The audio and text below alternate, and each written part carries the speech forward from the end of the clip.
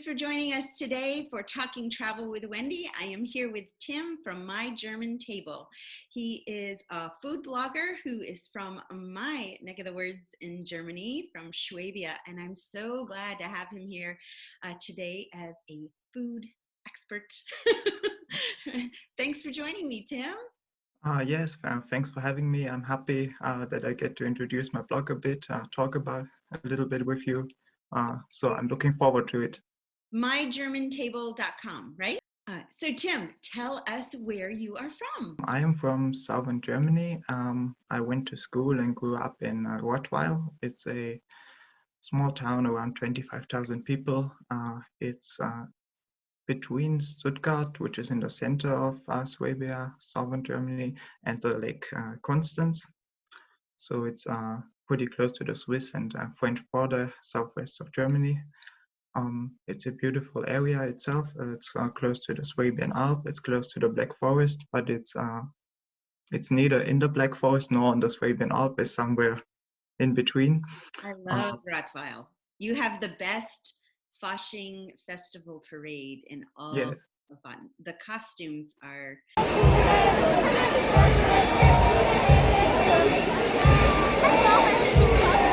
fantastic. Yes, it is a very famous carnival. It's also the oldest town still in Baden-Württemberg, and it has a great history. If you like old Roman towns, it's You guys have the elevator museum there too, right? The tower, yes. We call it the tall tower. Yes, the tall tower. Yes, they built that a few years ago. It's yes, to test elevators. It's the highest one, I think, in southern Germany too. But of course, it's a modern building. It's not like the old towers that the town has. In Rottweiler also celebrates the dog. Yes, you can pet the doggy's nose, right, for good luck. Yes, you can do, and a lot of people there still have Rottweiler dogs. I think it's very nice. The town gate tower that they reconstructed recently, the one with the clock. Yes. So pretty. It's such a beautiful town. I really love Rottweil. So very lucky to grow up there. Oh yes. Yes, we had a very beautiful. We live very close to the city center, but we still had a huge garden and everything. But we live maybe 5 minutes from the tower, and we also have the costumes for the Fastnacht. So as a kid, I already went down there when I was maybe. There's many Roman ruins there. You have the wall and the baths, right? The ruined foundations. Yes. There's still a lot in the old city center. It's not so big, but it's still in pretty good shape. So tell us about your food blog. What inspired you to start writing about your recipes? Well, for one, it was a way for me to write down some things, and I kept a little documentation. But also because when I look at something online and so on, I saw that there's very little resources, especially on Southern German cooking. And when you look at especially English-speaking language recipes, a lot of times they focus on the stuff that everyone knows, like the schnitzel or the rouladen and these very famous German dishes. But it's they lack a bit in the more local. I love you had a recipe for the Maltaschen because I'm gonna try it. And I miss it so much. Can you tell us the story about Maltaschen? Oh yes, so the dumplings, the Maltaschen, they have been a traditional food during the fasting season or on Fridays because Catholics obviously are not allowed usually to eat meat on Fridays, which is why a lot of canteens in Germany, they still serve fish on Fridays because you're not allowed to eat meat. And after the carnival until Easter is a fasting period too, where nowadays it's not so strict anymore, but in the old days they weren't allowed to eat meat. So to eat a little meat, they invented the Maultaschen, and they took the dumplings and then they used it to hide the meat from God. Of course, you don't know if they got inspiration from the Italians or from anyone, but maybe they got the inspiration from there. But I think it's in Italy is a very strict Catholic country too, so I think it might be that came from there too to Swabia. It was the Maulbronn monks, right?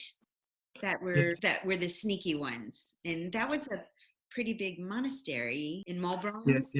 Yes, a very famous monastery, and you can still go there, and I think they still are open to tourists sometimes. to go there and take a look at it. Actually, the name Maultaschen is Maul is from Maulbronn, is to Oh, honor their excellent. name. That's why Excellent. they called Maultaschen. They had a more traditional name in Swabia. They are sometimes called Herrgottsspeißele, which means in the accent it means to cheat God. But Oh, it's very hard to pronounce outside of Swabia. So a lot of Swabian foods they actually have some more localized names, but they are hard to pronounce for other German speakers too. So they I when love they that became though. That's awesome. And I love how you wake up in the morning and never know what you're going to learn. And like that right there, I learned something new and I've lived there for the last 5 years. But yeah, that's so true because it's so literal. yes, they used to have the literal name, but then when it spread all over Germany and it became more popular, and then it was not in every accent, it's easy to pronounce this, so they changed it to Maultaschen, which to honor the origin, the Kloster Maulbronn. I heard a story once from a tour guide who said that they the king had said, I want you to make everybody else's vegetarian and I want you to make mine with meat. You don't need to tell people about it. I just want it with meat. And the joke was, it was all of them Yeah, because they were hiding it. yes, yeah. And another popular recipe that we had almost at every meal was the Spaetzle, Oh, the yes. the pasta. There's a misconception in America though that all the Spätzle is made with potatoes. Yes, the Spätzle itself. There's another thing made with potatoes, special potato noodles, but the Spätzle is made from flour. I'm actually gonna try to attempt the Schwarzwald Kirschtorte this weekend, the Black Oh, yeah. Forest cake. I took a class in Gutak Oh, down yes. down Yeah. by Treberg from one of the chefs who worked with the original, or they think Josef, who was the original, and he showed us the assembly and told us about how the crust has to be a shortbread crust to be authentic. When my family makes it, my mother makes it with Yeah. biscuit dough, yeah, very light dough. But I think the most important thing about it is that it is a layered cake, and you have a different layer of chocolate and the cream and the sour cherries. It's important that you Kirschwasser. use And the and Kirschwasser, and yes. Kirschwasser. That's Kirschwasser is a cherry liqueur, right? Yes, yes. Tim, did you go to school to be a chef? No, I didn't. I study at university. I completed my bachelor's degree in food science and biotechnology, and now I'm in my master's for food engineering. University of Hohenheim. It's a bit outside of Stuttgart. It's an agricultural university with a focus on they make agriculture and the food sciences and life sciences. I've ridden my bike through Hohenheim. Oh, yeah. You have pretty gardens there. Yes, I have a large garden. Unfortunately, at this time it's closed because of the pandemic, but it's very beautiful site. They grow a lot of things there too for themselves. They have a little few wine hills where they grow make their own wine. I liked the wine from the Stuttgart area. I spent quite a bit of time in Esslingen, and I've gone to their wine walk. That was a Yeah, lot of fun. I had a Swabian friend who was playing a funny on me, and I did not realize it until after the festival. And she had said, "Oh, Wendy, to truly have the best experience at the Esslingen Weinweg, you must go backwards. You must all the traffic, all the people." Begin downtown and then they go and then the oh, very last is sweet wine. Well, I will tell you in May, if you start with cold sweet wine and you go the opposite direction, yeah, you're pretty drunk by halfway. yeah. That is quite. That was not good advice. She was playing a funny on me. Around the Stuttgart area, they have a huge culture for the with the wine. I think it's international. It's not so recognized because it's quite sour, so it's mostly appreciated by local people. If you come here, you can try this. It's very good for cooking, I think, but for drinking, some people say it's I know too sour for them, or a lot of time they dilute it half water, or half sparkling water, half wine. Yeah, I learned a bunch about the wine culture there, that most of the wine that's produced there is sold there. Do Yeah, you? yes, it's not internationally Yeah, recognized. it doesn't go everywhere. Do you use wine with your cooking? Yes, I use it for meat dishes or for sauces. It's always nice if you want something non-cooked like a goulash, or if you're making a stew or something. It's always if you add a bit of wine and then the alcohol cooks off nicely, and in the end you have a nice sauce that is a bit acidic, is a bit fruity.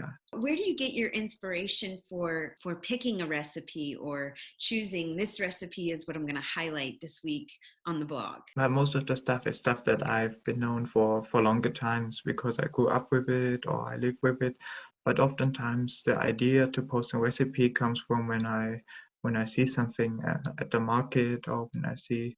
Sometimes it's even something from my mother and my grandmother have a bigger garden. Sometimes they have something from there, and when I have something, I think, oh, I could make this one time again. Or sometimes I feel like making certain foods for a week or so, and then I make a plan and say, oh, why not take a picture and write down a recipe, take a bit of the quantities.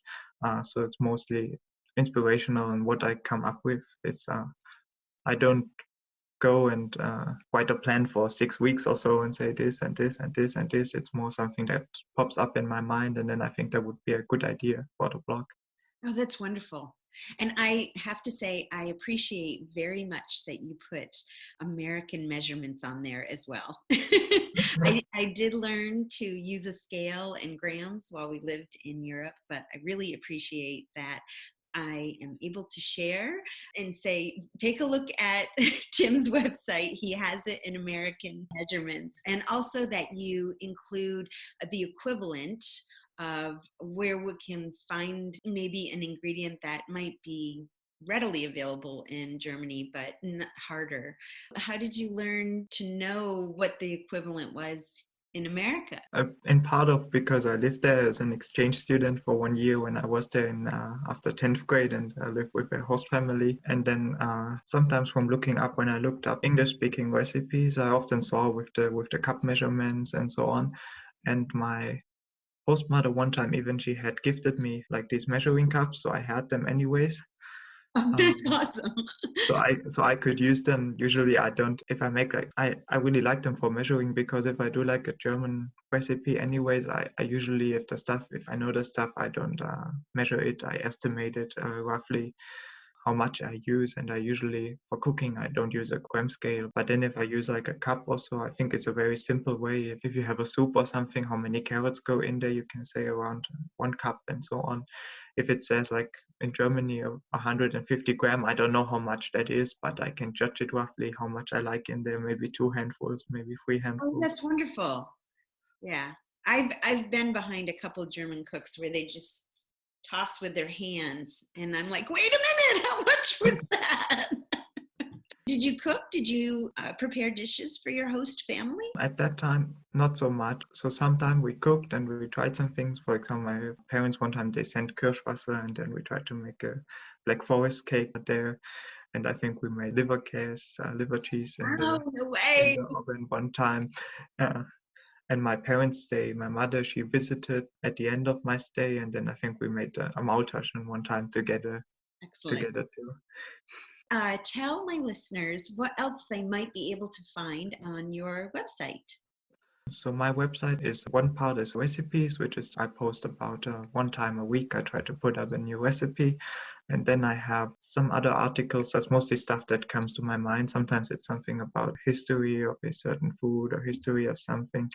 Another time it might be something related to the area of food science. For example, one time I always wondered why, for example, pressure cookers somehow not so common in the US like they are in Germany. And southern Germany, almost everyone has the pressure cooker, and then if you make something like a lentil or some goulash is long cooking.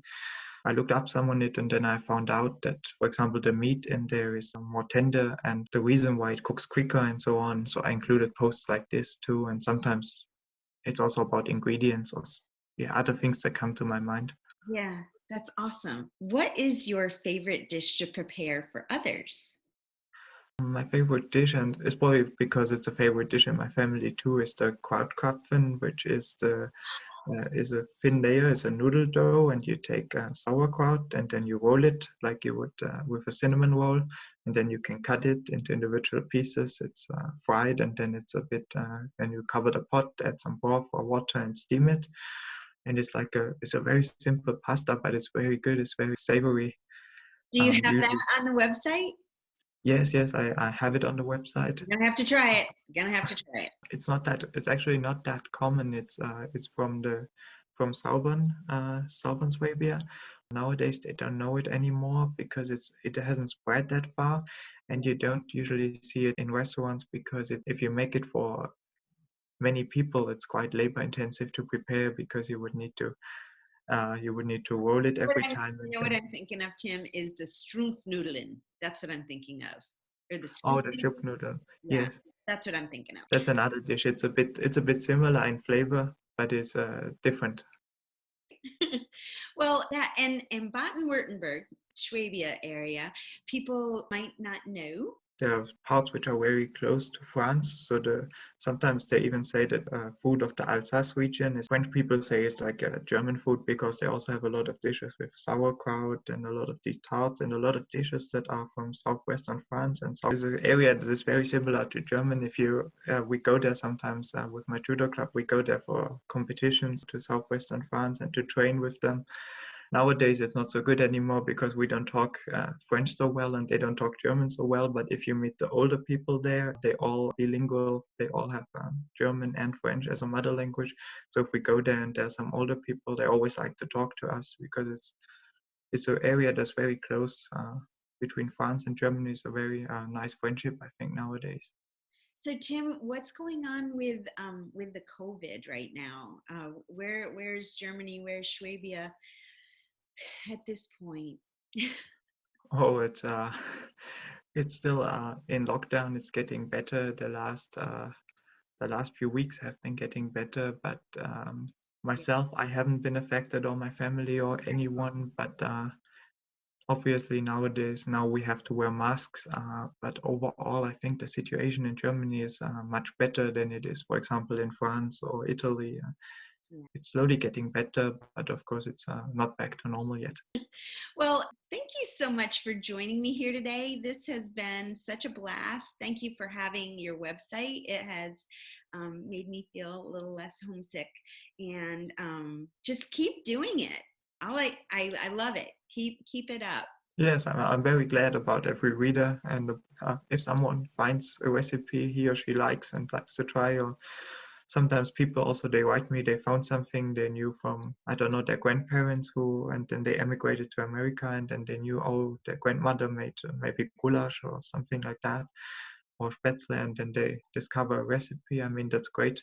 Thanks for joining Talking Travel with Wendy, and I look forward to keeping up with all your new and interesting recipes and the website. I wish you the best of luck finishing university and your master's degree. That's awesome. Oh yes, thank you very much. Yeah.